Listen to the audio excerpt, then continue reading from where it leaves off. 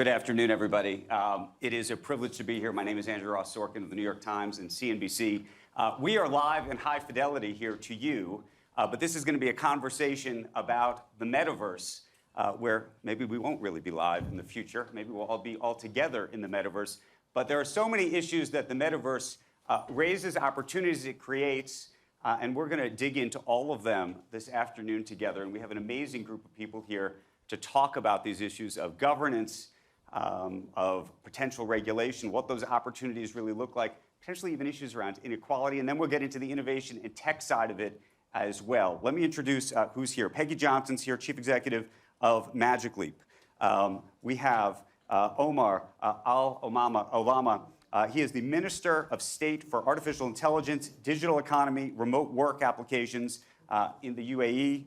Chris Cox is the Chief Product Officer at Meta. They just changed their name to reflect this new world. And then Philip Rosedale is the co-founder of High Fidelity. But for the purposes of our conversation here today, he is the founder of Second Life, perhaps one of the original metaverses of sorts. To help level set where we are and what this conversation is really going to be about, and because I think the metaverse means a lot of different things to a lot of people, and I think we don't really know necessarily where we all are, I want to spend, if we could, only about 60 seconds, maybe 120 seconds, getting a sense from all of you about what the metaverse is, and to the extent you can add how you think it's going to impact our society. I would love to do that. And I'm going to start, if I could, with Chris Cox on this issue. Chris. Thanks, Andrew. I wanted to start just with a message of support and condolences to the victims of the shooting in Texas, to their families, to the affected community, and to the people of Texas. I know a lot of us are sending our hearts and condolences to them, so I wanted to start with that message. It's an important message. Thank you. Thank you. Metaverse, I at least think about it as the next chapter, the next evolution of the internet, except it's the part where it gets less flat. If you think about the primary metaphors for the internet to date have been about web pages and literally two-dimensional objects that we peer at through screens. One of the most important trends in computing has been the computer moves from a basement to our desktop to our pocket. That has happened over the last 50 years. And we believe, I think we as an industry believe, that it ultimately gets closer to the senses, to the eyes, to the hands, to speech. And so keyboard input goes away, and peering at everything through a screen in our pockets eventually goes away. The metaverse is a way of describing the transition into three-dimensional environments. Why don't we go all the way down, and we'll come back this way. Great. You know, for me, as someone who became an entrepreneur and I'm an engineer in 1994, for me, the metaverse was this idea really of a place that was somehow simulated on computers that were connected by the internet. So as a young entrepreneur, the dream that I had was, what would people do if we could create an enormous single landscape, that was perhaps the size of a city or something, and then let everybody come into that landscape and make things and build things. And so the beginning of the genesis of Second Life was very much this idea of dreaming of a single shared place that we would inhabit together as human beings and do things together. So that's what really started it off for me. And now we've got avatars and behaviors and psychology and groups and all these other wonderful things happening. But that place idea is what really captured me. Olama? So if I look at it from a government perspective, the first thing that comes to mind is scale.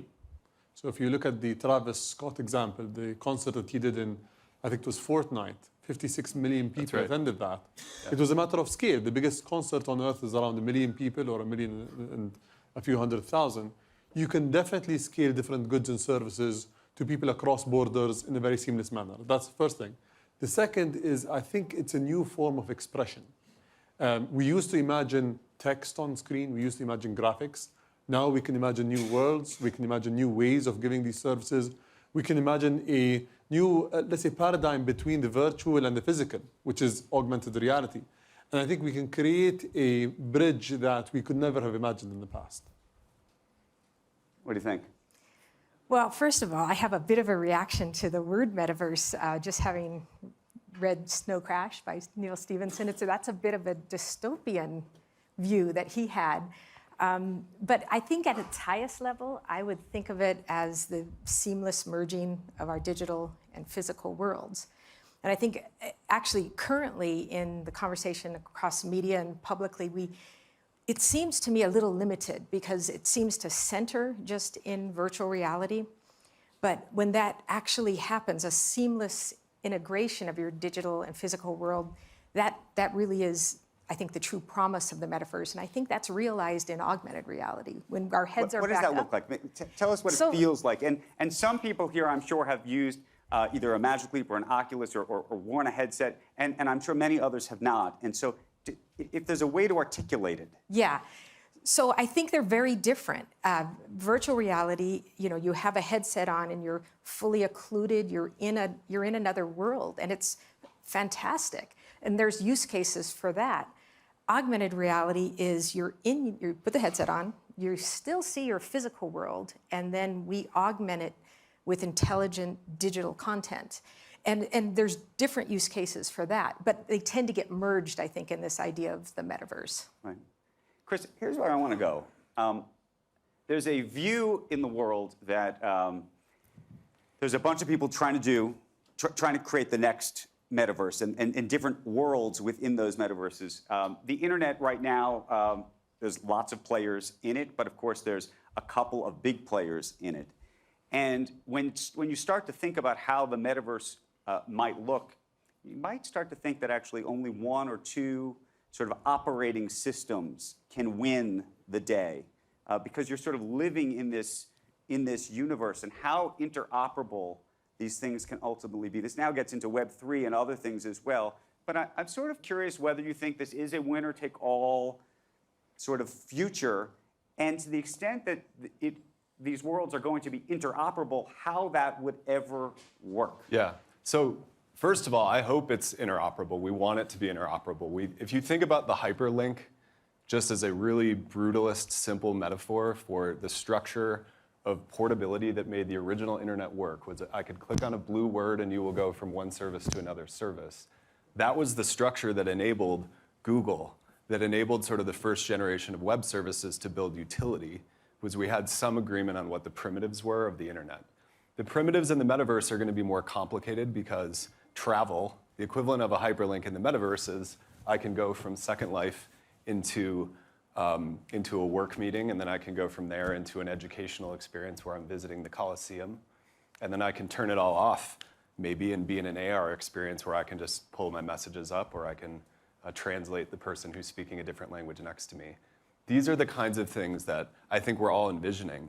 You want them all to be interconnected, because from a user experience, that's just going to be a better experience. The first thing you want to do when you're in Beat Saber, which is one of our most popular applications, if you're playing with your friend, is leave and go somewhere else.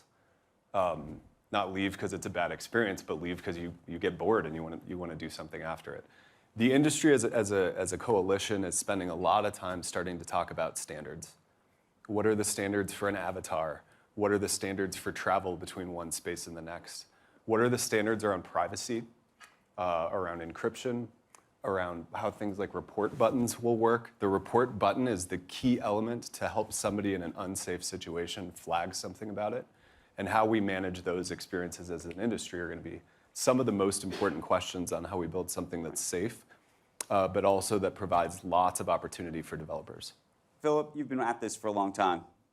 You think it's possible, all of these issues? Meaning that you can actually create an interoperable world, that I can be in one world, and maybe I've even bought a digital pair of Air Jordans, and I can still wear them to the next place, and then I can have my yacht club monkey. Do you know what I mean? Like, is all of this? It's like you bought a yacht in the metaverse? No, I didn't buy it. Am I going to be able to? But I think this is the real question, which is how interoperable these things ever can really be.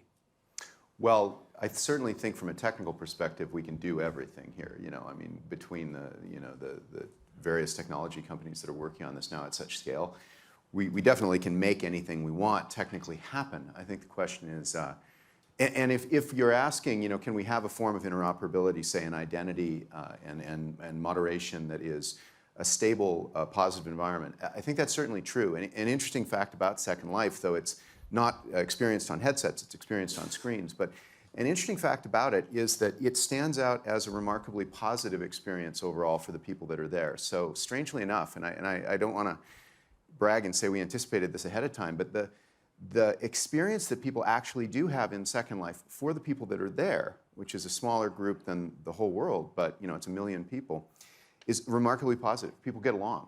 They make new friends. They overcome divisive boundaries. So it's intriguing to note that technology is kind of neutral, but right now we're appropriately concerned with some of the negative impacts it's had. But I think the metaverse experience and the particular experience of bringing people together with the right shared rules, the right basic rules about how they can interact, does have the potential of bringing us all together worldwide in the way that we're doing it right here. Right.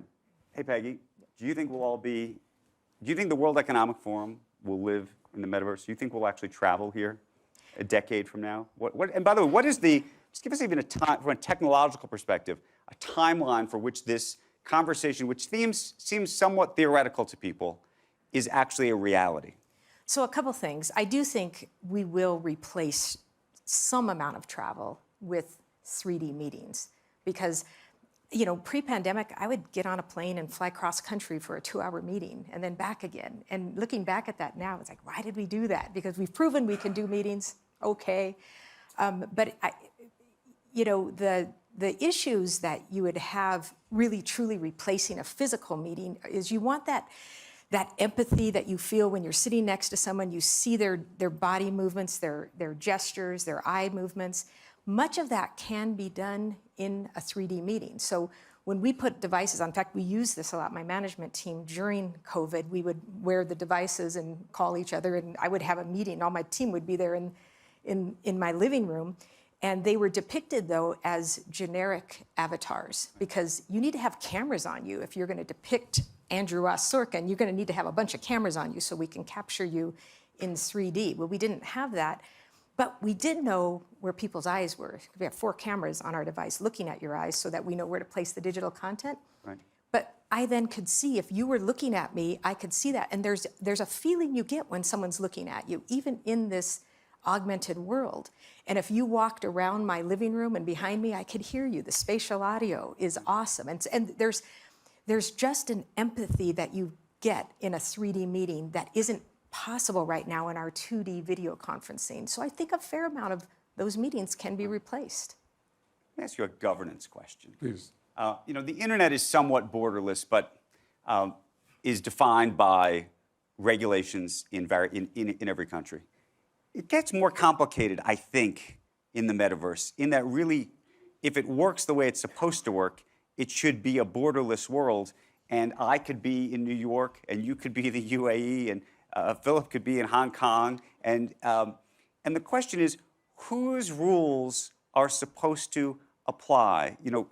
Chris mentioned this tragic shooting that just happened yesterday, and I was thinking actually of a fascinating, and I think actually very scary situation, which was 2 weeks ago up in Buffalo, New York. There was a shooting that was taken live on on Twitch, and then taken down. And a lot of the other social media companies took it down around the country in the United States. Yet there's a law in Texas, interestingly, that's supposed to be about free speech and censorship that says you actually have to leave it up. You'd actually have to leave up the video of the shooting, which is extraordinary. And so I imagine there's going to be different rules in different countries, in different states, and how you, as somebody who's a government actor, thinks about that in this new world. Absolutely. So there are different types of risks that we need to pay attention to. There are risks that need to be enforced by government, let's say financial transactions that happen in the real world for goods that you buy in the metaverse, like you mentioned, the Air Jordans or the monkey yacht that you talked about, or the bored ape. I call them monkeys, but that's an insult to the bored apes. So if you actually pay money for that and you don't get it in the metaverse, someone needs to enforce that action, right? So that's one type of issue that governments need to talk about and in some way, shape, or form come to an agreement of how that's going to be enforced. Then there is the more extreme aspect, which is terrorism, really terrorizing people on the metaverse, because the difference is, if I send you a text on WhatsApp, it's text, right? It might terrorize you, but to a certain degree, it will not create the memories that you will have PTSD from it. But if I come into the metaverse and it's a realistic world that we're talking about maybe in the future, and I actually murder you and you see it, it actually takes you to a certain extreme where you need to enforce it aggressively across the world because everyone agrees that certain things are unacceptable. There needs to be a conversation today at the level of the United Nations or the ITU or these non-governmental bodies where a certain standard is set. That standard is set on the internet to a large extent, where everyone agrees that the content on the internet is actually content that, for example, dark web content is illegal in many countries. Content that is not part of the dark web, that has nothing to do with drug trafficking, child pornography, etc., is acceptable. And we're able to use this common platform. I also think that there needs to be passporting between the different platforms or the different layers of the metaverse. So if Meta develops something and Magic Leap develops their own platform rather than the hardware and actual software that you live on, there has to be some sort of interoperability between them. And the person needs to be able to choose the content that they go between. Because what we've seen today is there are a few things. Content is king. Why will you go to the metaverse? I think meeting on the metaverse is good, but I actually know 9 out of 10 people that will say we prefer to meet face-to-face. COVID is an issue, they're worried about it. Right. But actually sitting and seeing people's body language, interacting with them, today is preferential. Why people want to go to the metaverse is because they're able to access content that they've never seen before, experience new experiences, play new games with people on a larger scale. And it is important for us to have this conversation today and build at least the ground rules and work our way up. Do you think that's... You do business all over the world, Chris. Yes, that's right. Obviously. Yeah. And you're dealing with different laws and different regulations in many different places. Is this doable? And is the UN going to be the arbiter of how this is going to, in a, what we call about the splinter net and deglobalization, is there a governing body that can actually make this work? There certainly are. If you look at child exploitation, if you look at terrorism, there are international organizations. Some of them are associated with the UN, some aren't. You want international standards, especially for things that are especially cross-border, like terrorist content. We already are in the situation where we're operating in Thailand, where there's laws against lèse-majesté, and we're operating in Turkey, where there's laws against defaming Ataturk. We're already managing, as are most internet companies, the reality that you want companies to have their own community standards to define their own rules, obviously out in conversation with the industry, but also to recognize that that exists in tension with national laws, and in some cases, as we're beginning to see, state laws. Right. There's tensions on both sides. I think the most important thing to say is, much like the internet, in the metaverse, you're gonna have service companies operating different systems with different rules. Some are going to be way more open-ended. Some are going to be rated R. Some are going to be PG. And some of them are going to have sort of more or less strictures around safety and integrity. There will probably be something like a rating system, which we have for film, we have for music, we have for other types of content, so that a parent or a young person can have some sense of what the rules are in their environment they're going to walk into. Just like if you walk into a bar versus a playground, there's a different expectation of what rules govern that place. Some of them are social norms. Some of them are enforced by people who run those institutions. The person who's running the restaurant feels responsible for the behavior of the people who are inside at some way, shape, or form. So those are some of the things I think we're going to play out. I think some are going to be similar to versions on the internet today. But to some of the points that were made, it's going to be a much more synchronous experience. So it's not all going to be written down in text. There aren't going to be probably nearly as much data associated with a communication because it's going to be happening over audio.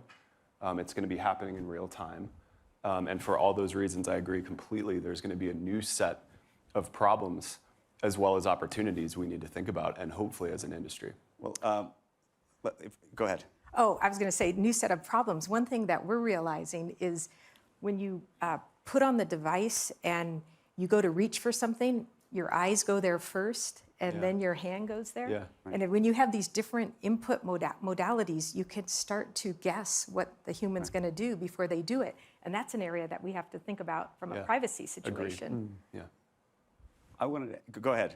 I was just going to say regarding, I'd make maybe a more controversial statement, which is, Second Life's always sort of thought of itself as a kind of a new country. And it was something that I often said when we were getting started. And I do think that while local community regulation is ultimately what we must build in the metaverse, if we have any hope of having 1 billion people regulate themselves as they do in the real world, I think that in the same way that the UN emerged, I bet you that as these shared systems become more useful, say just for meetings, we will collapse to a more singular set of rules, say around intellectual property or privacy. We can't do anything else. I mean, I think the efficiency will drive it. You mentioned privacy, and I want to talk about monetizing this world because I think that's going to be a huge challenge. And maybe I'm going to stir up this conversation in a moment. I'm going to read you something that you said, Philip, about Mr. Cox's company.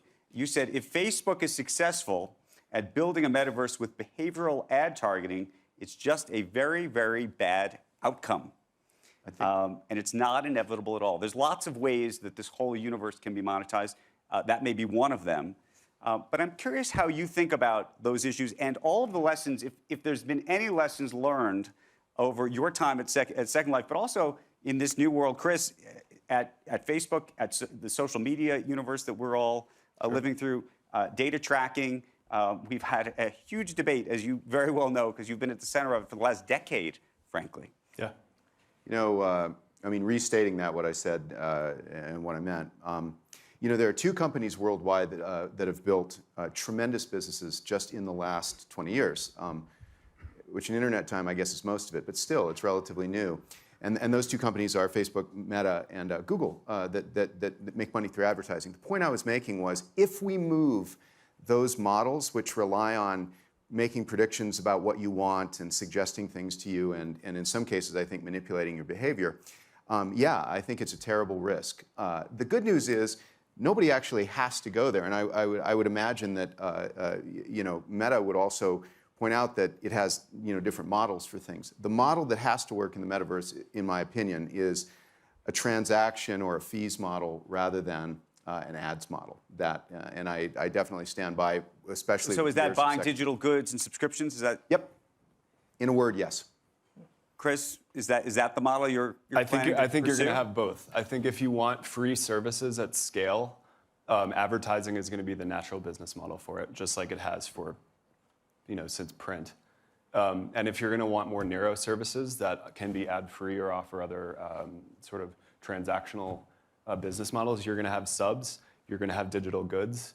I think much like on the internet, you're going to have trade-offs, right, and you're going to want to offer a service that's good. Is there a way to do it where the user owns their own data? I mean, one of the sort of benefits of Web3, some of the blockchain things that we've talked about that may exist in terms of layering on top of this, there's this idea that maybe you could own your own data and even maybe sell it to maybe a Meta or to other. I mean, how do you see that? So first, the user should control their data.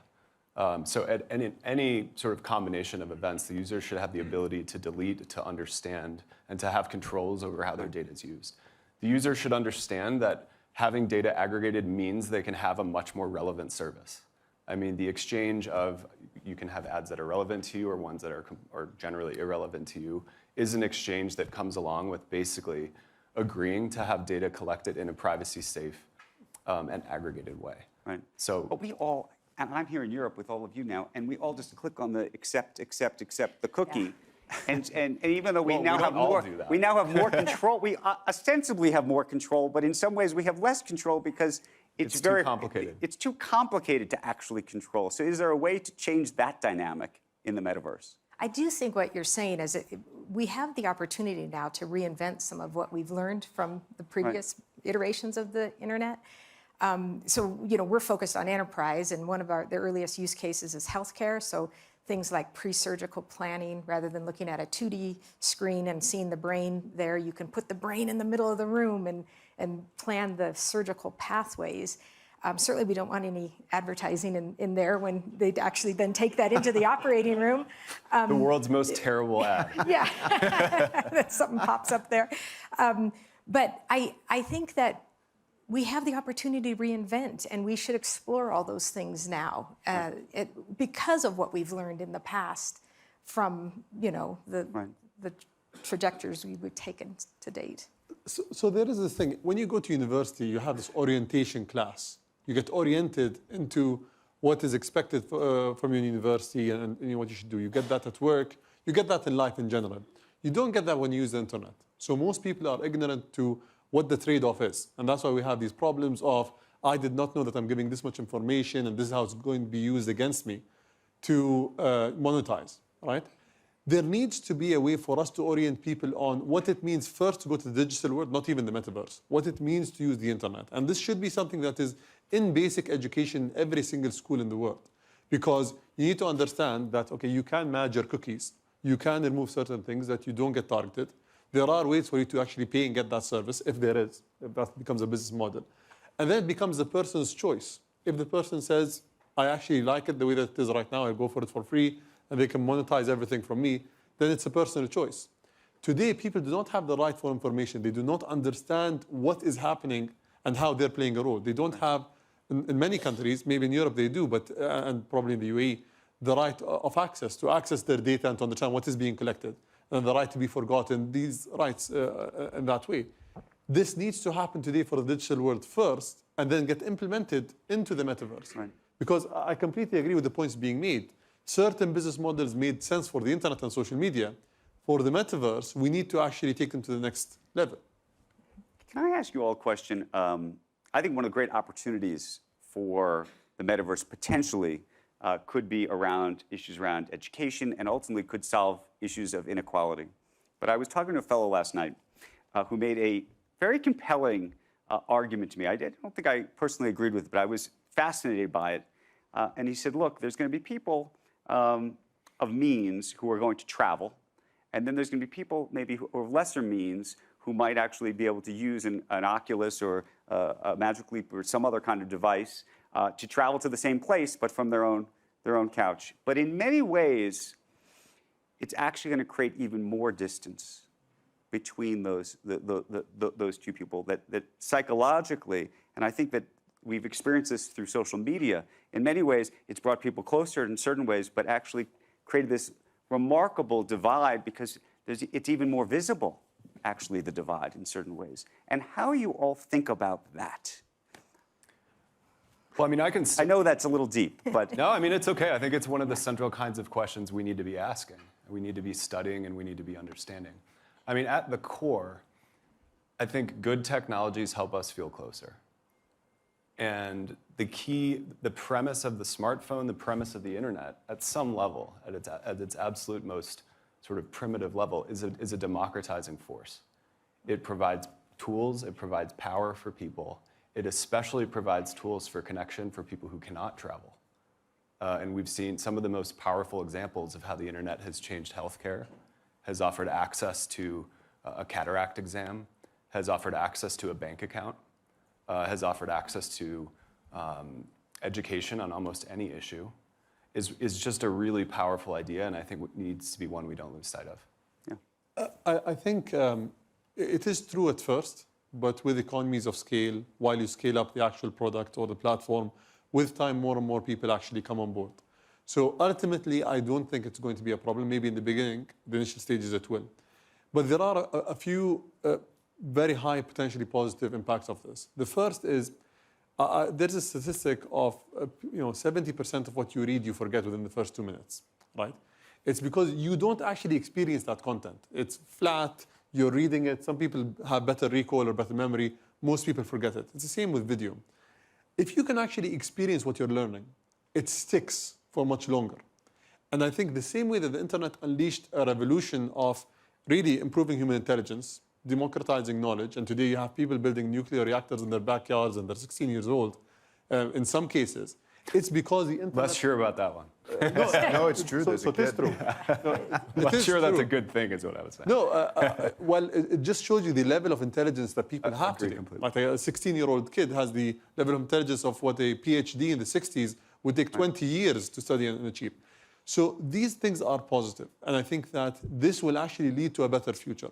There's also a lot more understanding that can be incorporated into the metaverse. There are people who have never traveled in their lives, in the US, in China, and India, and many countries. And they've never experienced seeing an Arab country, an African country, seeing an Asian. And to some level, there's ignorance there.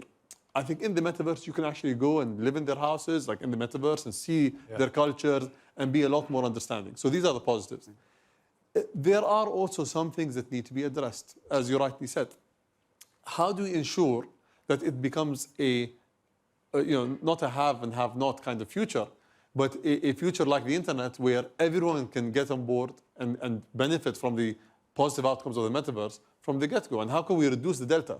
The internet, the first people on the internet, I think they were 10 years ahead of everyone else. Today we're seeing people in India and in Africa going on board. How do we reduce that delta?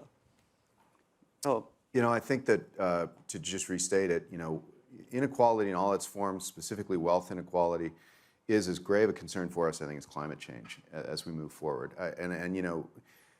Second Life, for example, is a company that for a long time has been meeting as avatars, as you might imagine, for years, and we have people all over the world. And so we've had a lot of experience with this, getting together and having meetings as avatars rather than as Zoom.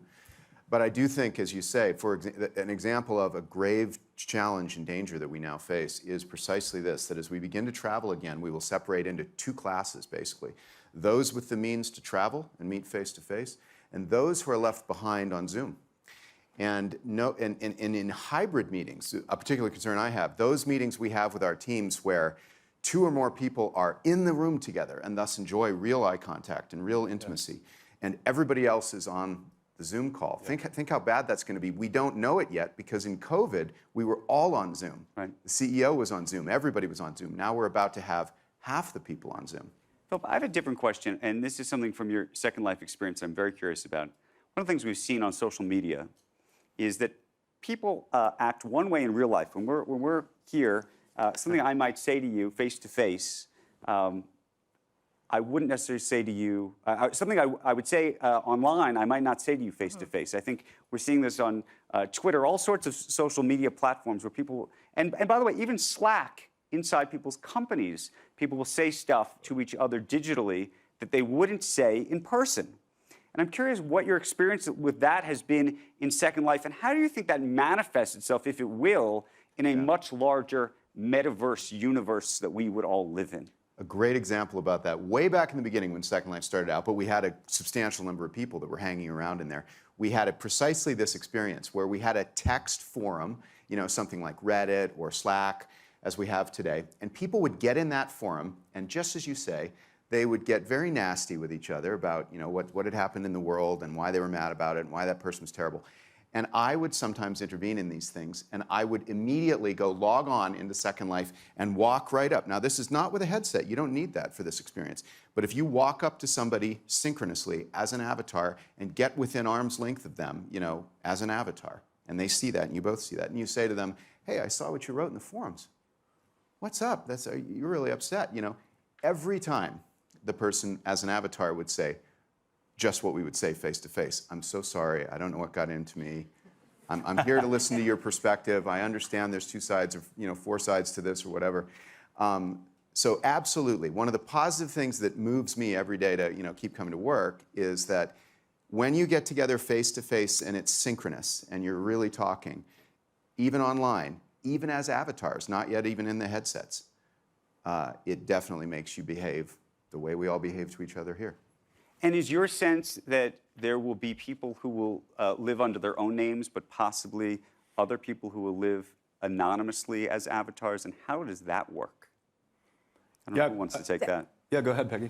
Well, that's interesting. Just given what's going on now with anonymous Twitter handles and things, I think it's going to be, particularly when we get to the point where there are cameras on you or you want to depict yourself that way, it's going to be as if I'm standing right next to you, and I'm going to have that same difficulty saying things to you, even if the virtual Andrew that I wouldn't have maybe if I was online. So the closer we get to replicating the physical world, we're going to feel that again. I feel it now when we have our meetings, just my internal meetings, and 2 of my team are over in the corner laughing about something. I'm like, what are you talking about over there? And, because I feel like they're there. What are you thinking about in terms of anonymous? Because this also has to do with democracies. I mean, some people would argue, the Arab Spring happened in part because there were people who could actually act anonymously, but as a group online. Sure. How does that work in the metaverse? So I think you'll have both systems. In the early internet, we had pseudonymity pretty much as the norm pretty much everywhere. We can all remember the version of 2004 where you had your AOL handle, and that was how you used eBay, that was how you used the early services, Reddit, Flickr, sort of the first version of events. I mean, the primary insight of the early Facebook experience was that your real name was required, and that was going to come with a completely different set of social norms for all the same reasons that there's centuries of research that the more distant you are from your real name and your real face, you'll take on different behaviors. I think that's also good things in that. But as I said before, and I think as a lot of folks have said, having spaces with different rules is going to be very important because you're going to get spaces where you want real identity as the norm. I think a business meeting is probably a good idea. We're all wearing our real name in front of us. And there's going to be some places where you want to let people explore other identities. If you look at Roblox right now, one of the most amazing examples, I think, of the metaverse already being here. If any of you have kids who play Roblox, you already have 100 million people using Roblox. Right. 2, it's on any screen. And so because of cloud rendering and other technologies, any phone or any PC, and I think this is part of the equality conversation, by the way, is that VR and AR will be devices you can use, but they also need to be accessible from any device, any smartphone with an internet connection. So to the core of the question, you're going to want pseudonymity. You're going to want it in certain contexts. For pseudonymous contexts, you want either a shared space, like we're doing something together, we're at the same concert, we're at the same comedy club, we're in the same church or mosque, or you want moderation. So you want somebody in that space who feels responsible for keeping track of what the rules are and who feels responsible for the behavior inside. But you don't think that it creates any disconnect? Meaning, if all of us, and I don't know if you think, I'll ask you the same question I asked Peggy before. Do you think that we could have a Davos, a World Economic Forum, that is completely in the metaverse, and that if everybody's just sitting on their couch all day long, all the time, how that changes just the personal dynamics that people ultimately have? There's going to be trade-offs. I mean, I can imagine a lot more people being here that didn't need to burn a bunch of carbon flying planes and then expose ourselves without masks. I would kind of prefer that experience in some ways. But on the other hand, there's going to be personal interactions that are missed. And so I agree with Peggy. You're going to want some version of events where you didn't really need to go travel there, but you could have the interaction. It should bring on people who weren't able to travel. Right. But on the flip side, we don't want this replacing our real-life experiences. We have about 5 to 10 minutes left, and I do want to open it up for questions because I know there are people who probably have them. I see a hand up. I think there's some mics around the room, and we'll try to get to as many as we can in the limited time we have. Go ahead. Hello, and thank you very much. My name is Sharif, and I want to ask a question with regards to another session that I have attended earlier, focusing on upskilling. I think that the metaverse will definitely play an empirical role in addressing this challenge because it was mentioned earlier that historically, one needed to upskill once every decade. However, more recently, it should be done once every 3 years. How do you think that the metaverse can help address this point? Peggy, this is what you're doing. This is exactly what we're doing. It's like a plant. Yeah, thank you. Right now, we're finding that training inside the metaverse is much easier to understand if you can be actually in situ. So for instance, a factory worker, rather than bringing all the new factory workers together and putting them in a room and training them for 3 weeks and then sending them out onto the factory floor, you can actually, almost from day one, put someone in with a headset on, bring them up to a machine. You can, in their field of view, they can walk through how to maintain the machine, how to diagnose the problems, maybe call an expert in, either a live expert or someone who's retired who had tribal knowledge of that machine that may have been lost but now lives on in the metaverse for that factory worker.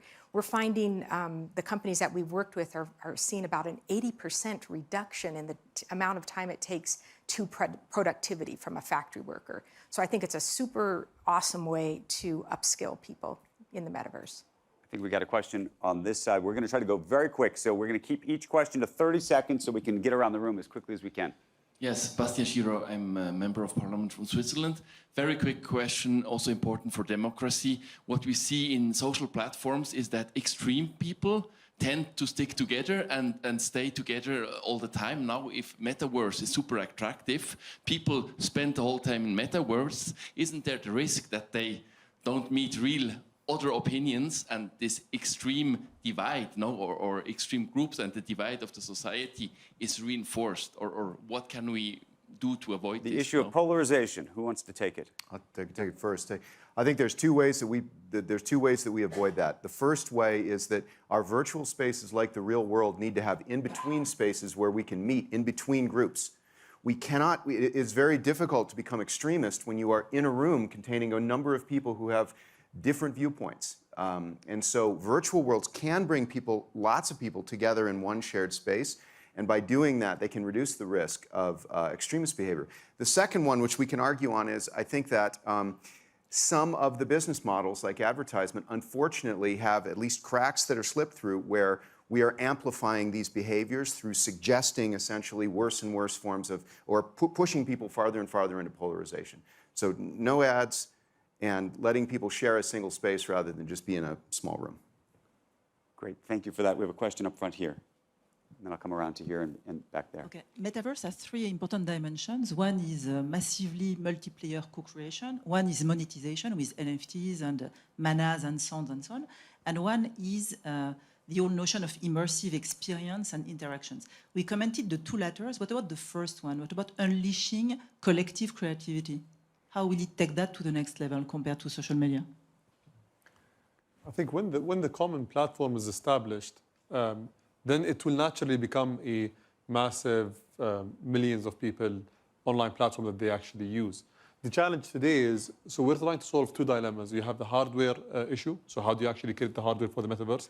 And you have people trying to create the actual platform. So Facebook migrating from a social platform to a metaverse engine, all right?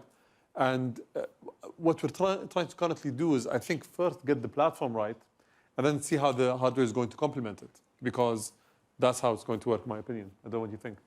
Yeah, I would say that if you think about UGC video as one of the most important trends animating what you see on the internet today, UGC content was sort of what animated the first version. Part of what you see in Roblox, just as an example, or part of what you see in early versions of these world-building experiences, creating a world, is actually just a really phenomenal kind of UGC that is just beginning to happen right now. Even the early versions of Second Life you were mentioning before were about world building.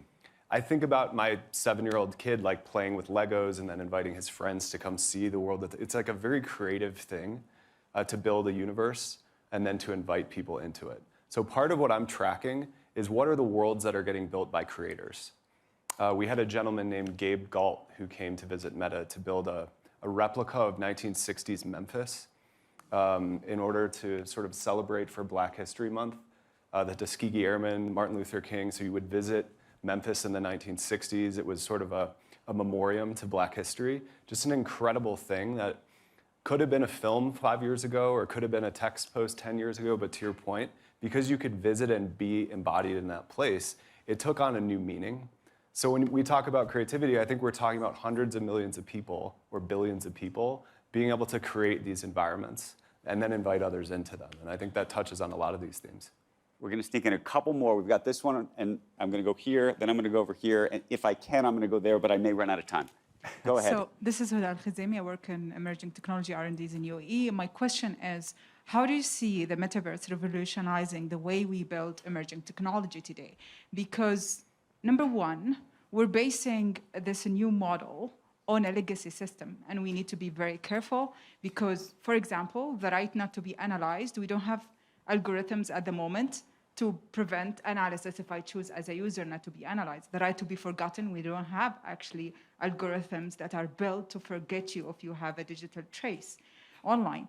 Plus, the fact that this technology is built on specific type of security parameters, cryptographic parameters, that if the next evolution, as we have seen today, there was a declaration from the IBM CEO saying within 2025 we will have quantum power. And if we have quantum power, it deems 70% of our security obsolete. So what would happen to the metaverse in this sense?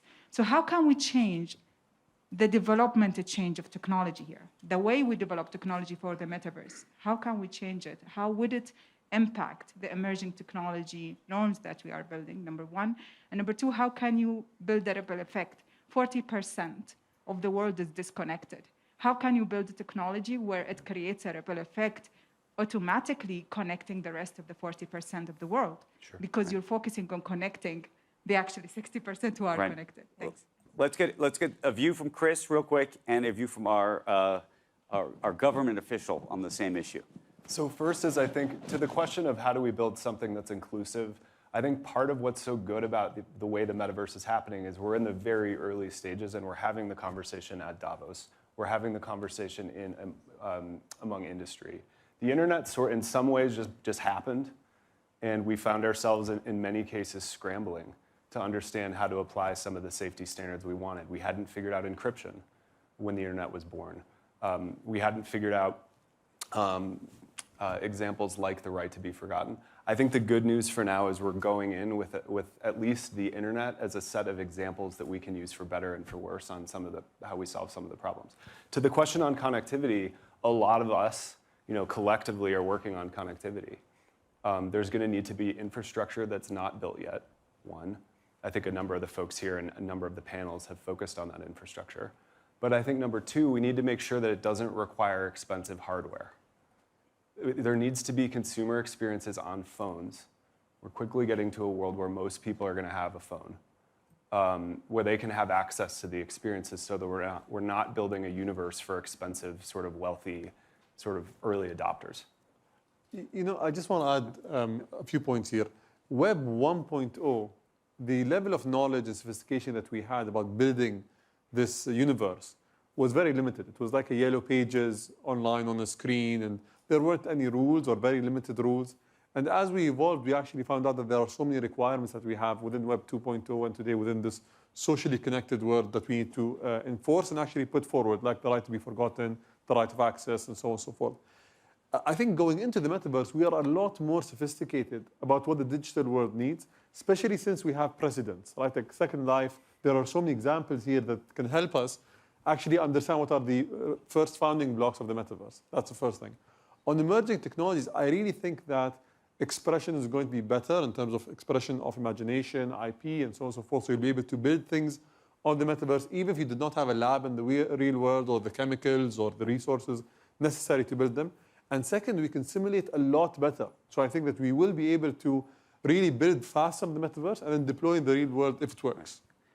We have to leave the conversation there. We have gone over time. I want to tell you this was just so good. We could have kept going for a very, very long time. And I imagine that we will be doing this again at Davos next year, hopefully in person live, but maybe in some version of the metaverse as well. I want to thank you. I want to thank everybody here for a great conversation, for your questions.